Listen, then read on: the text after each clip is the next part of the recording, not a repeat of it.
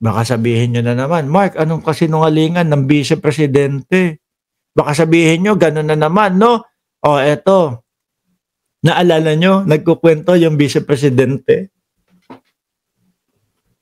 sabi, um, nagbeso-beso ang Pangulo, amoy alak daw. Anong oras daw nagpunta siya doon? I went there around 10:25 or 10:30. Alam niyo mga kababayan, no? Lalo na ho, ang umaga at kinahapunan, ang dali pong malaman yan.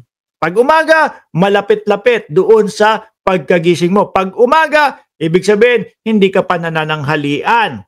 No? Dahil minsan, kadalasan po, alas 11, alas 12, dyan tayo nanananghalian eh.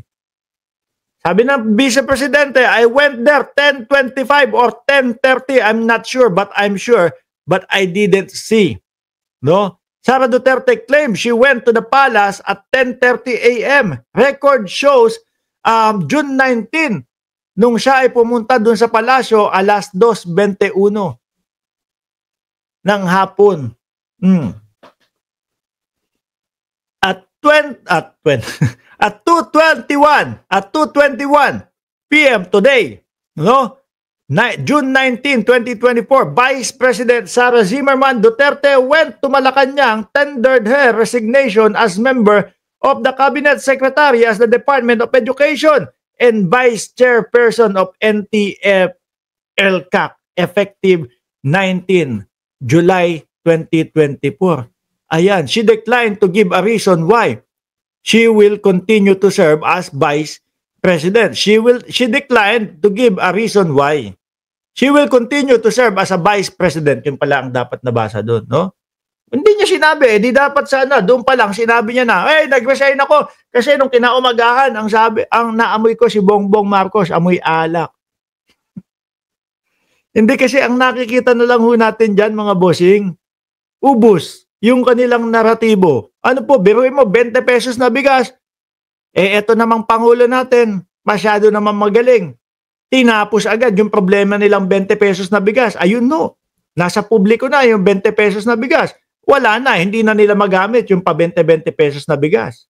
O di ba? With matching rice processing pa ho, mga kababayan. Inubos. Di ba? Sabi ng Pangulong Duterte o dating Pangulong Duterte, yang si Marcos, weak leader yan eh. O ayun.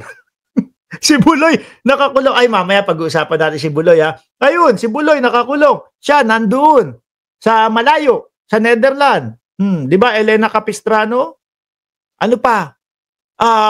Pagtindig sa West Philippine Sea, duwag daw si Pangulong Bongbong Marcos. Ayan, tapos hindi nila masabi na duwag pa din o mahina na presidente si Pangulong Bongbong Marcos. Bakit to? Kasi ang layo ng diferensya ng dalawang Pangulo eh. Yung Pangulo na nagsasabi na weak po si Pangulong Bongbong Marcos, ayun, sila po yung naging sunod-sunuran sa China. Kaya nga lang, naging sunod-sunuran na nga, nung nandoon na sa China, sabi po ni Atty. Larry Gadon humihingi ng asylum niya sa China eh. Kaso nalaman ni Xi Jinping na kumbaga na yung warrant of arrest sa ICC lumabas na. Kaya i-decline na daw po. Hindi na pinayagan. O biruin mo yun. Tagal-tagal mong sunod-sunuran no. Tapos kapag kadating nung panahon na ikaw na ang nangangailangan, alaos na! Uwi na! Naalala nyo yun pagpunta sa Hong Kong? Si Pangulong Bongbong Marcos, ayan sabi nung China, bakit kayo merong mga dyan? Yung mga missile dyan. Sabi nung China. Sabi ni Pangulong Bongbong Marcos, dyan lang yan. Hanggat binubuli nyo kami, hanggat hindi nyo kami tinitigilan, dyan lang yan. Hindi namin naalisin yan. Tigilan nyo kami. Huwag nyo kaming perwisyoin. Aalisin namin yan. Aba, after 2 weeks ata, kundi ako nagkakamali, nag-echo yung Vice Presidente. Bakit daw tayo may missile din daw ho, mga bossing? Lahat lang yun. Wala na silang wala nang naratibo ho. Ubos, no? Kaya ngayon, ang Vice Presidente, subok tayo. Baka mamaya may himala. Sabihin ko, lasinggero si sabihin ko, lasinggero si Bongbong Marcos. Umaga pa lang, umiinom na ng alak. Kaya lang, mali-mali ho yung mga petsyang sinabi. Galit ang China na may natulong sa atin, daming dumating po sa karagatan po, Boss Mark, sabi ni Elena Capistrano. Manila, Philippines, after month of soaring relation between political families whose team up scored landslide victory. Wag na natin basahin ito palabok. A statement issued by the Presidential Communication Office confirmed that as of 2:21 today, June 19, 2024, Vice President Sara Duterte went to Malacanang and tendered her resignation. Oras pa nga lang ho yan eh.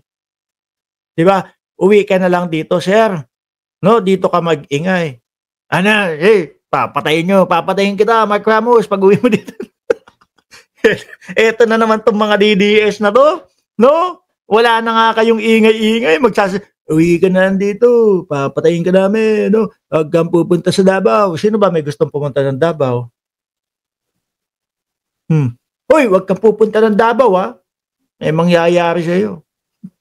Sino ba gustong pumunta ng Davao? Kahit nasabihin mo, sige, i-persona ng grata ka namin sa Davao. Di ba, ala kayo dyan, persona ng grata nyo. Wala akong pamasahe, papunta ng Davao. Pang Hong Kong meron. Di ba? Diyos ko naman kayo. Pagandahin nyo muna yung Davao. Bago nyo sabihin na, hoy, wag kang pupunta dito, ha, persona ng grata ka. Pagandahin nyo muna yan. Bago kayo magmalaki. Hindi naman po siya ibinababa ko ang tingin doon, mga kababayan. Pero mas tingin ko, mga bossing, Pilipino pa din po ako, pero mas tingin ko, mas worth it naman po yung pera ko. No? Na pamasahe from Maynila, papunta ng Hong Kong. Kesa pupunta ng Davao. Sige na, okay lang. Kung gusto nyo, di ba? Paulit-ulit kasi itong mga to. Mga nananakot. As if naman makadikit kayo sa akin. Di ba? Baka kutusan kayo ng mga bodyguard. Tingin nyo kapag umuwi ako ng Pilipinas at nanirahan ako dyan, tingin nyo maglalakad ako mag-isa sa mall na alam ko binabanatan ko yung mga Duterte? Tingin nyo gagawin ko yun? Ano ako? Engot? Di ba? Titipirin ko yung pera na kinikita ko. Tapos wala lang. Lakad lang ako sa mall. Boom! Pinatay si Mark Ramos. Binaril. Tingin nyo gagawin ko yun? Mahina ang utak ninyo kung gano'n ang iniisip nyo. Di ba? Ewan ko kung makadikit kayo. Sabi ni Jcas, magmask ka na lang, Boss Mark, at manamit ng normal. Makakapaglakad ka pa rin sa mall. Hindi yung mga DDS na, puro ganyan lang ho yan. Ano po, sabi ko nga sa inyo magagaling lang po yan sa ganyan. Magta-type, magbabanta, mananakot, umuwi ka na lang dito. Pag umuwi naman ako, kaharap ko yan. Baka kutusan ko pa ulo niyan eh. Ayan, sama-sama kayo ng vice-presidente na sinungaling, pati oras na lang sinungaling pa. Di ba? Idagdag mo pa yung mga sinabi niya laban kay Louis Tro. Idagdag mo pa yung sinabi niya na, opo, ready po kami. Handang-handa po kami. Gustong-gusto kong makita. Gustong-gusto ko makita yung mga ebidensya. Tapos ano yung request ng isang araw? Ihinto daw po. Ihinto yung panawagan na ituloy yung impeachment. Anak ng tokwa naman. Sabi, oo nga, Boss Mark, 5 po namatay po na vlogger po. Ingat din po.